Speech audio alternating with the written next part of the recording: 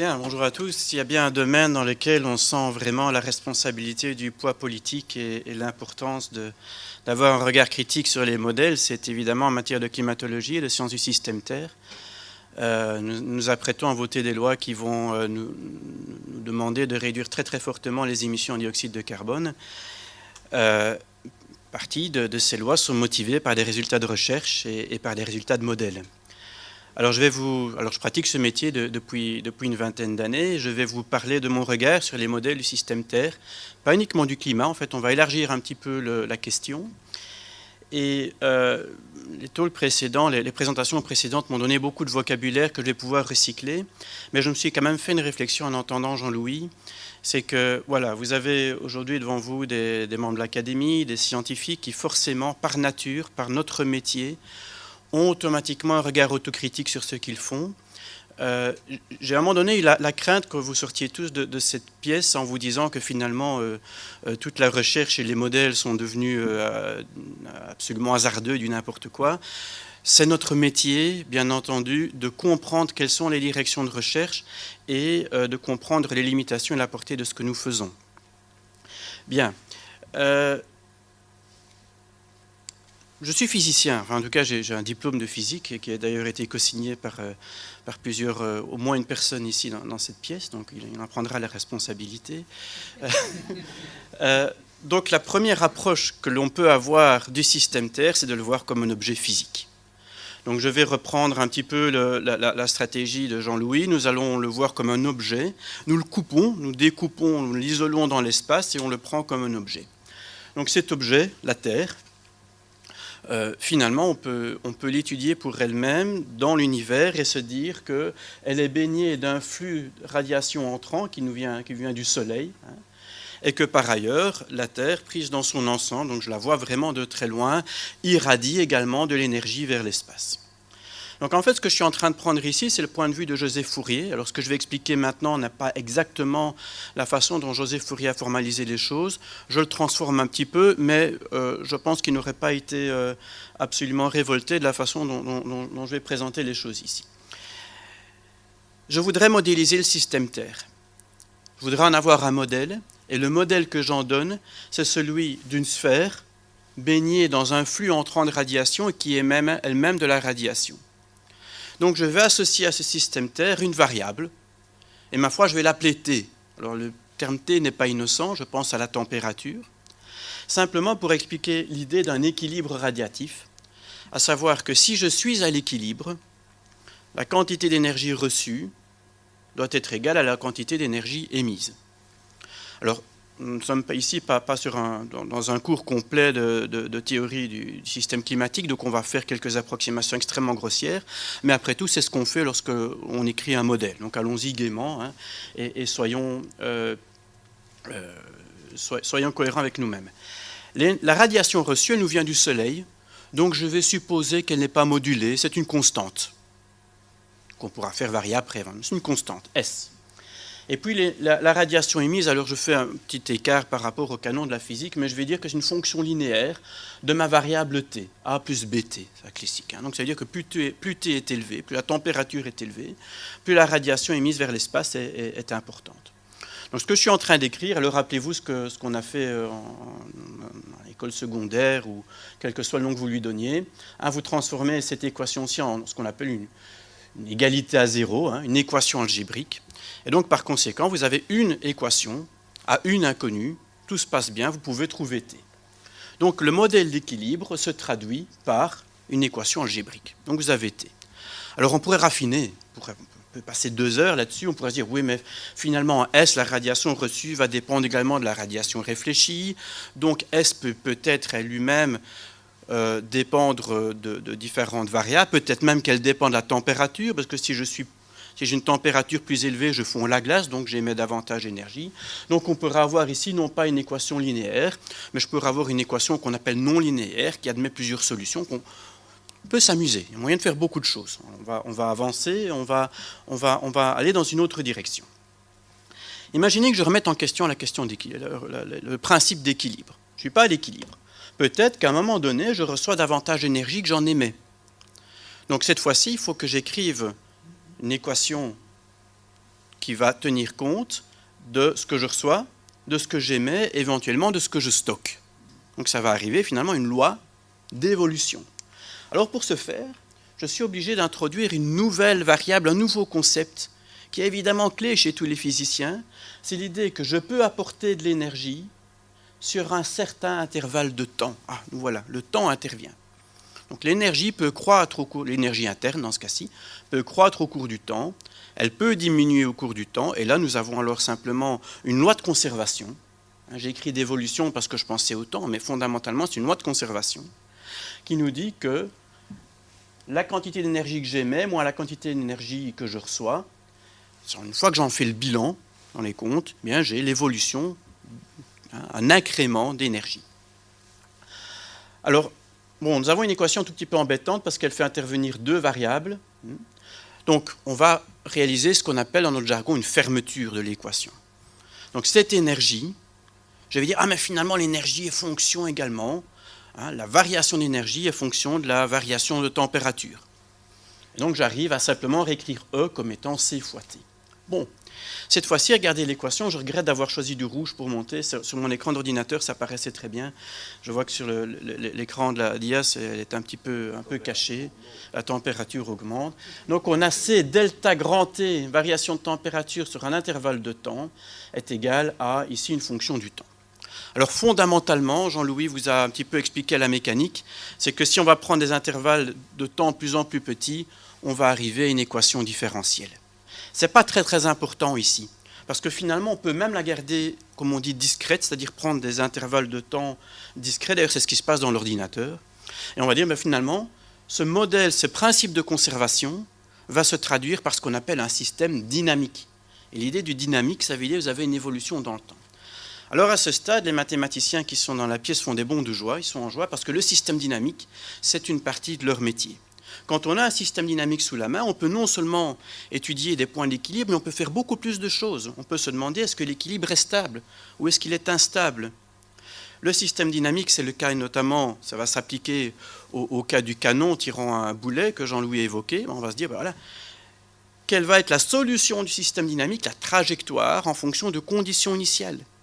Est-ce que les conditions initiales sont très importantes? Est-ce que le système est très sensible aux conditions initiales? Donc en fait, l'idée d'avoir modélisé ici le système Terre comme un système dynamique me donne accès à tout un langage, à tout finalement un corpus de théories mathématiques que je vais pouvoir utiliser et finalement mobiliser dans ma recherche d'explications. Alors, je vais arrêter de faire un petit peu du système Terre pour faire un tout petit peu de mathématiques. Vous allez voir, c'est visuel, c'est graphique. Simplement pour vous expliquer en quoi l'étude des systèmes dynamiques peut être utile pour trouver des explications à des phénomènes. Alors, je vais reprendre une équation différentielle. Alors, elle est écrite à nouveau, je le regrette, j'ai mis la variable en rouge. Donc, le x avec un point, c'est comme ça que depuis Newton, on a tendance à écrire la variation de x en fonction du temps. Alors, je prends x, qu'est-ce que c'est x ? Ne vous posez pas la question. Ça peut être la température, ça peut être une position. Peu importe, on fait des maths. Donc finalement, je vous donne une équation mathématique. C'est même plus un modèle, une équation mathématique. Et alors voilà, j'ai ici une fonction qui est non linéaire. Alors si vous voulez absolument vous représenter ce qui va se passer physiquement, c'est quand même facile d'avoir des intuitions, eh bien vous imaginez une bille au creux d'un vase qui aurait deux fonds. Imaginez.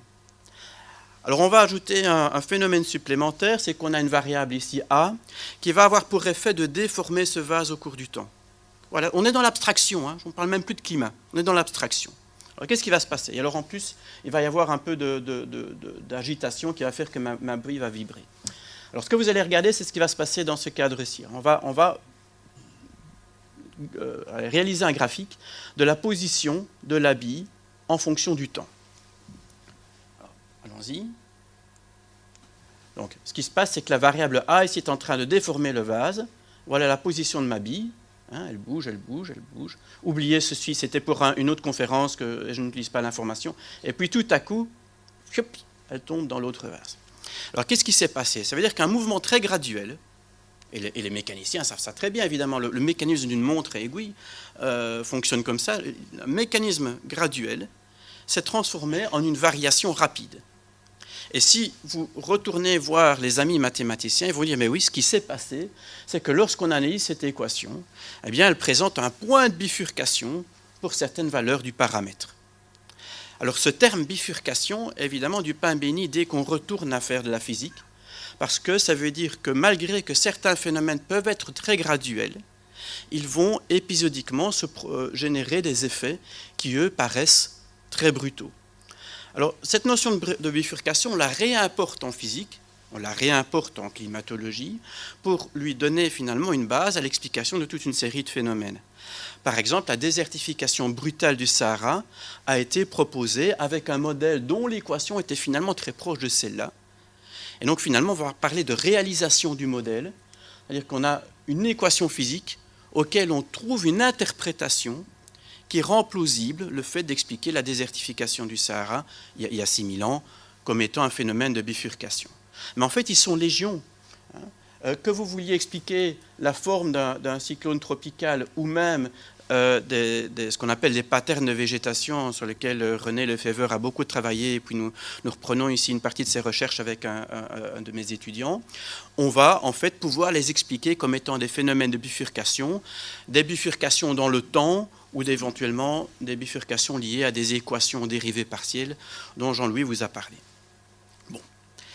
Alors quelle est la situation à ce stade ?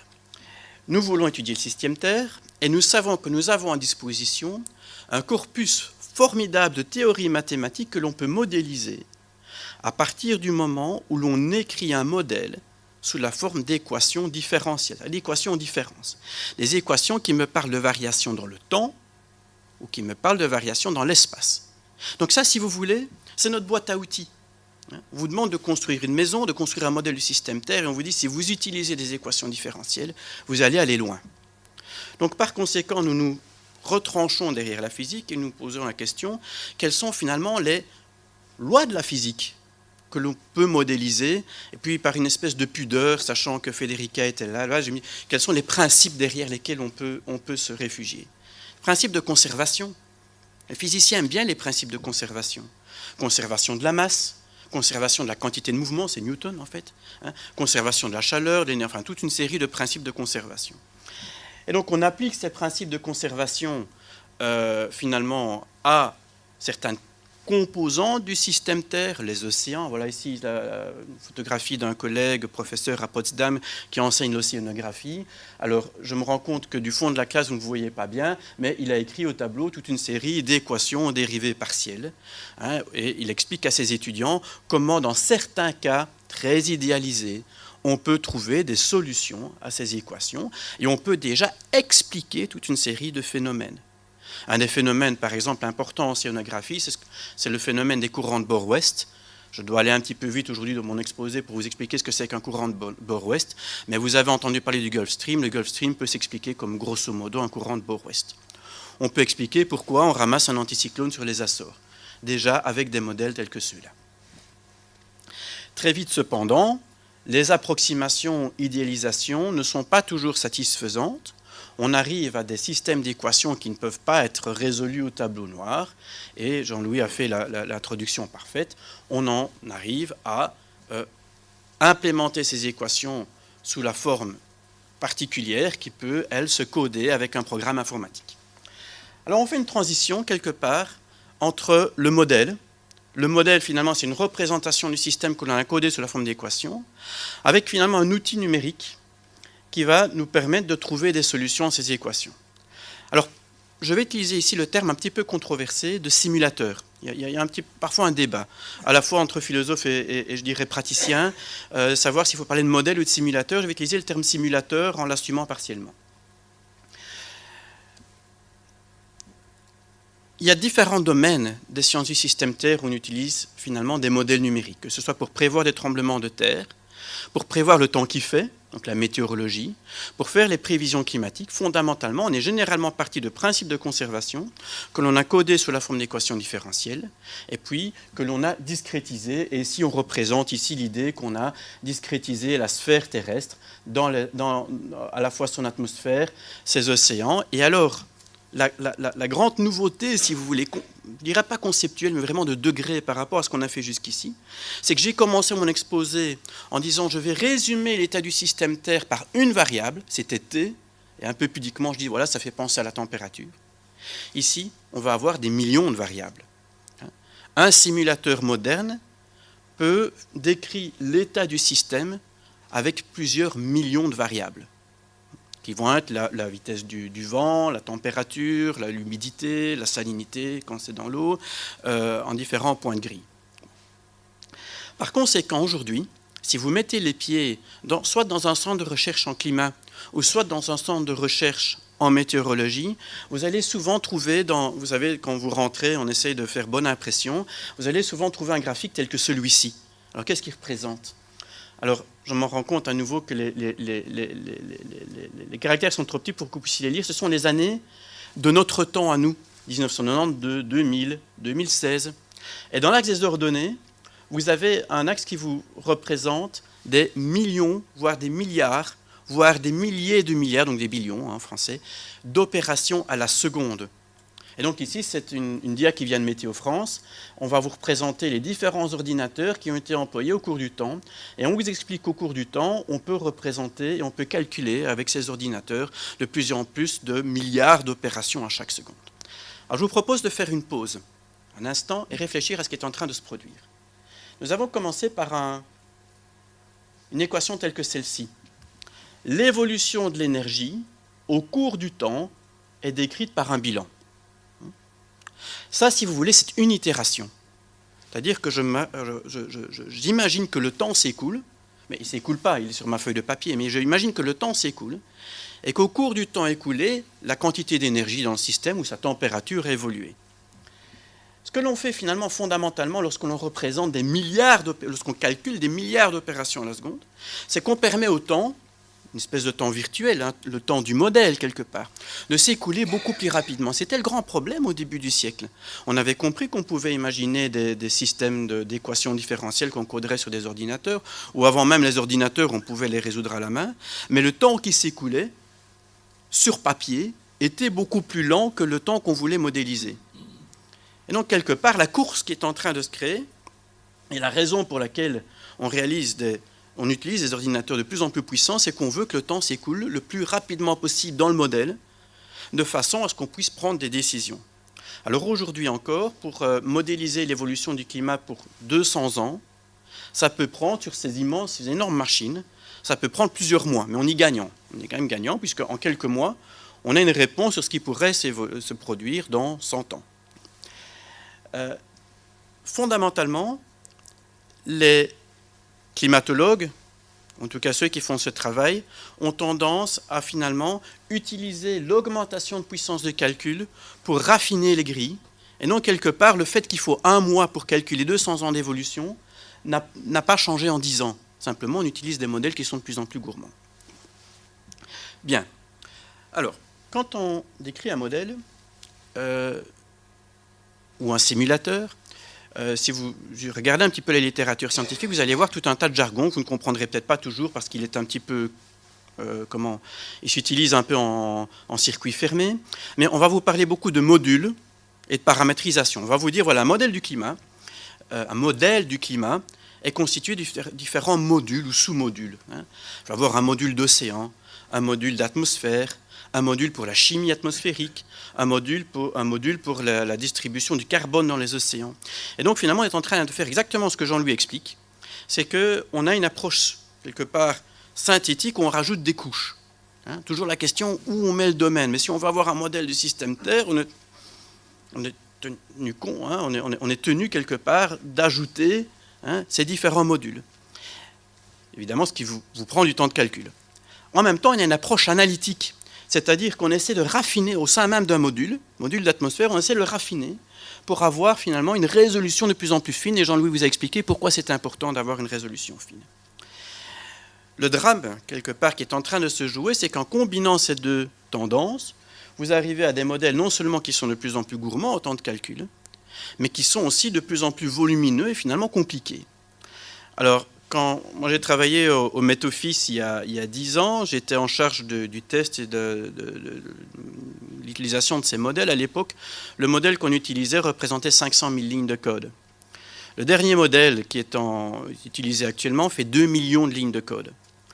Alors, certains d'entre vous ont peut-être l'habitude de manipuler des ordinateurs. Je peux vous assurer qu'il n'y a aucun humain qui est capable d'assimiler 2 millions de lignes de code. Et donc, par conséquent, on se retrouve avec des modèles qui ont atteint un tel niveau de sophistication que, bien sûr, on comprend ce qu'ils font, mais il n'y a plus une seule personne qui soit une experte totale de tous les aspects du modèle. Et les philosophes se sont évidemment emparés de cette notion. Ils ont utilisé, enfin Eric Winsberg en particulier, alors Federica me corrigera si je fais une mauvaise attribution, mais utilise le terme d'entrenchment pour dire finalement le modèle, le simulateur numérique, c'est presque devenu un outil expérimental au sens où il lit une histoire, on le teste, on le contrôle, on regarde un petit peu comment il se comporte, c'est devenu une bête finalement. Hein. Alors, quelle est la conséquence de ça maintenant ? Il est clair que dès que vous voulez représenter de très très nombreux aspects du système Terre, vous êtes confronté à certaines lois de conservation qui, elles, peuvent s'encoder sans trop de polémique, mais vous vous retrouvez également confronté à toute une série de processus dont on n'est pas certain de la meilleure façon de les modéliser. Jean-Louis nous a parlé des problèmes de la fermeture et de la turbulence, mais si maintenant vous vous aventurez dans l'idée même que, par exemple, les échanges d'eau entre la surface et le sol passe en tout cas sur les continents à 70% par de la végétation, vous vous retrouvez confronté au problème de modéliser les effets de la végétation. Et donc, quelque part, vous vous retrouvez finalement face au problème qui dépasse largement le domaine du physicien. Donc, par conséquent, même un modèle, même s'il fait 2 millions de lignes de code, et peut-être parce qu'il fait 2 millions de lignes de code, n'est quand même jamais qu'une approximation et un encodage de la réalité. Et si vous donnez à 10 équipes différentes la charge de réaliser un tel modèle, elles vont vous donner 10 résultats différents et vous allez vous retrouver avec 10 modèles qui donnent un résultat différent. Et c'est d'ailleurs ce qui se passe. Les climatologues en sont très conscients. Depuis 30 ans, il y a des programmes d'intercomparaison de modèles. Il y a le modèle français, le modèle australien, le modèle allemand. Français, il y en a 2. Aux États-Unis, il y en a 3-4. Il y a 2 modèles canadiens. Il y a le modèle japonais, le modèle chinois, le modèle indien, le modèle coréen. Et tous ces modèles mis ensemble sont généralement, alors je vais dire d'accord, je vais expliquer ce que j'entends par dire un modèle est d'accord, parce que c'est un peu embêtant de dire qu'un modèle peut être d'accord avec quelqu'un d'autre. Je vais expliquer ça. Mais ces modèles sont d'accord entre eux sur les grandes tendances, sur l'idée que si vous augmentez la concentration de dioxyde de carbone, la température monte. Bien. Mais sur certains points cruciaux, ils vous donnent des réponses qui sont complètement divergentes. Et je vais vous donner un exemple concret ici. Alors à nouveau, les diagrammes sont un peu petits. C'est un problème auquel je m'intéresse très fort. C'est la question de savoir si, à cause du changement climatique, la forêt amazonienne peut s'assécher. C'est un problème grave. Si la forêt amazonienne s'assèche dans 50 ans, l'Amazone s'assèche, autant être au courant. C'est un point extrêmement grave. Alors un des points d'Achille, le talon d'Achille de la forêt amazonienne, c'est que chaque année, elle doit subir une saison sèche. Et c'est une saison qui est critique pour la mortalité des arbres. Et donc, par conséquent, si cette saison sèche s'aggrave, il y a des raisons d'être inquiet. Alors, on a pris tous ces modèles russes, coréens, on leur a fait une expérience qui... en gros, on leur a demandé de prévoir l'évolution des précipitations pendant la saison sèche au cours du XXIe siècle. Et voilà les différentes réponses données par ces différents modèles. Donc, certains, évidemment, et si vous preniez ce modèle seul, vous auriez de graves raisons d'être inquiets, et puis d'autres sont parfaitement rassurants. Alors, ce que je vous cite ici, à nouveau, c'est écrit en rouge, mais c'est un article qui est sorti il y a 3-4 ans, donc on est dans l'état de l'art, si vous voulez. Donc, c'est une question qu'on n'a pas pu résoudre. Pourquoi ? Pour différentes raisons. D'abord parce qu'il faut comprendre les effets du dioxyde de carbone sur la circulation atmosphérique. Ensuite, savoir comment ces effets vont se traduire sur la circulation autour de la forêt amazonienne. Et puis en voir comment ces précipitations et ces changements de circulation vont interagir avec le caractère vivant. Il nous reste... Bon, si c'est 5 minutes, ça va. 5 minutes. Bon. Avec une certaine dose d'incertitude. Alors voilà l'état de l'art. Voilà l'état de l'art. Donc, quelque part, ce que je pourrais faire, c'est m'arrêter ici, broder, et on pourrait broder pendant des heures.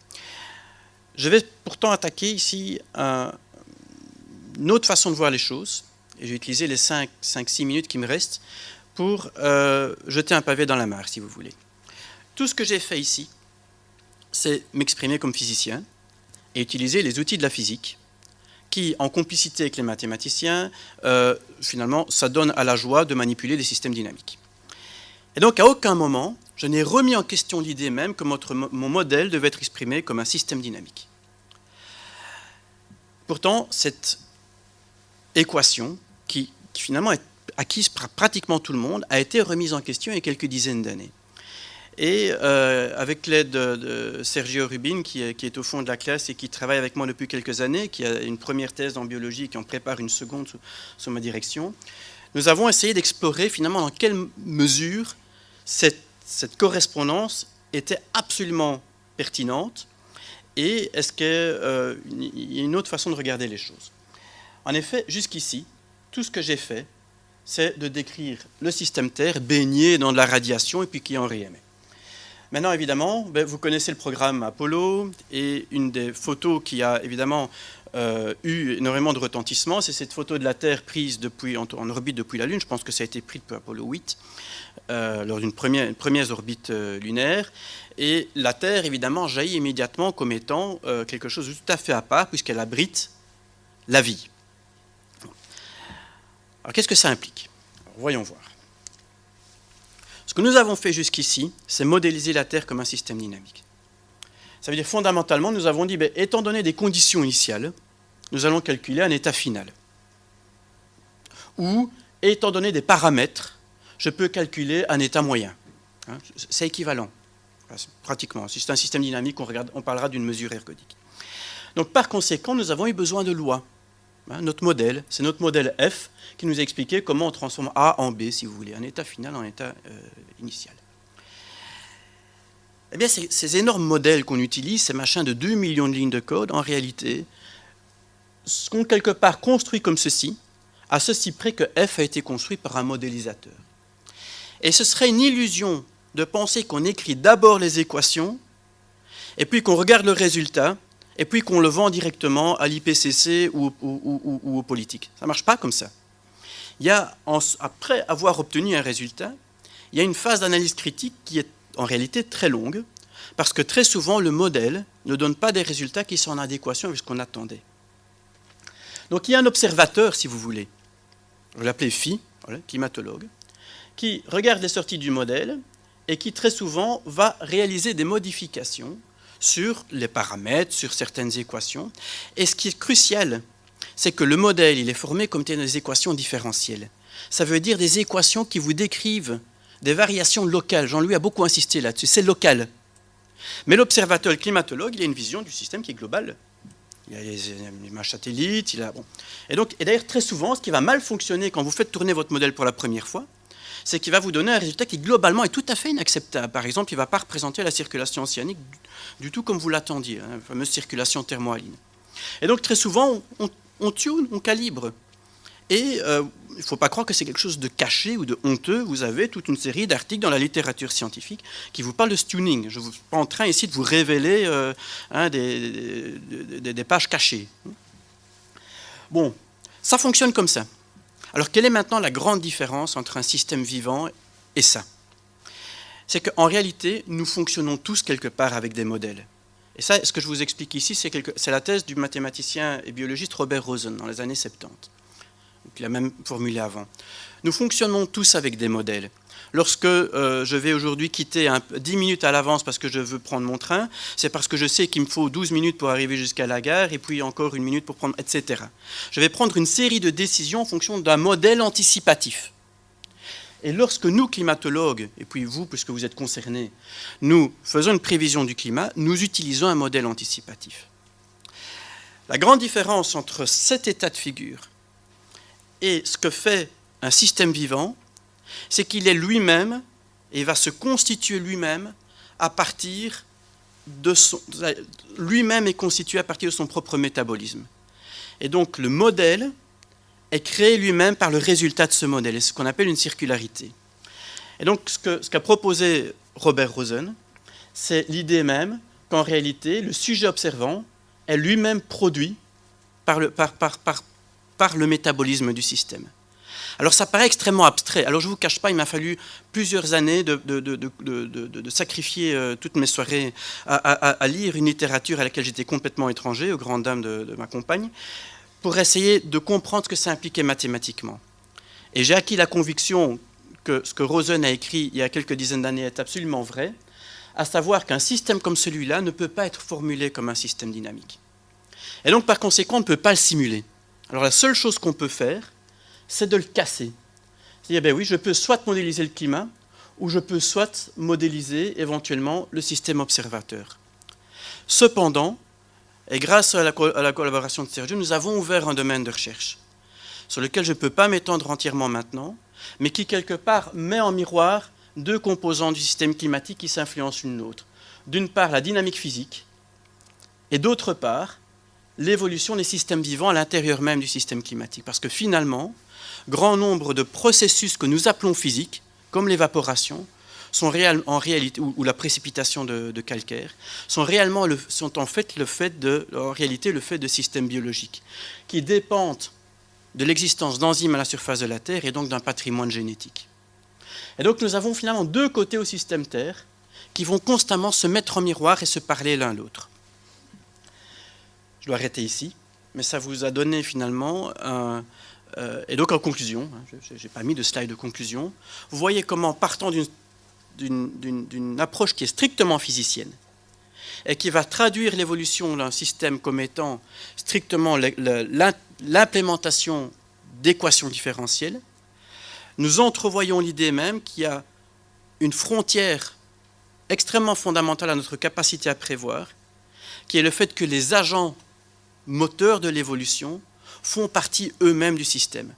C'est vrai à l'échelle biologique, et ça va bien entendu être vrai à l'échelle sociologique, puisque d'une certaine façon, nous sommes maintenant collectivement, notre économie, devenus les agents moteurs du système, et nous allons nous-mêmes dépendre, et notre culture, et notre façon dont on va évoluer, va elle-même dépendre de notre capacité à anticiper le système. Et donc vous avez un jeu d'imbrication qui est affolant, quelque part, puisque d'une part, la physique et ce qui va contrôler son évolution sont fondamentalement imbriqués par un jeu d'anticipation. Et c'est exactement ce que nous faisons lorsque nous écrivons une loi à propos du changement climatique. Nous utilisons un système, un modèle d'anticipation pour modifier notre propre comportement et donc par conséquent pour modifier l'évolution du système lui-même. Un système anticipatif est fondamentalement imprévisible. C'est d'ailleurs la raison pour laquelle il est tellement difficile de gagner sur les marchés financiers. C'est un système anticipatif. Je vous remercie de votre attention.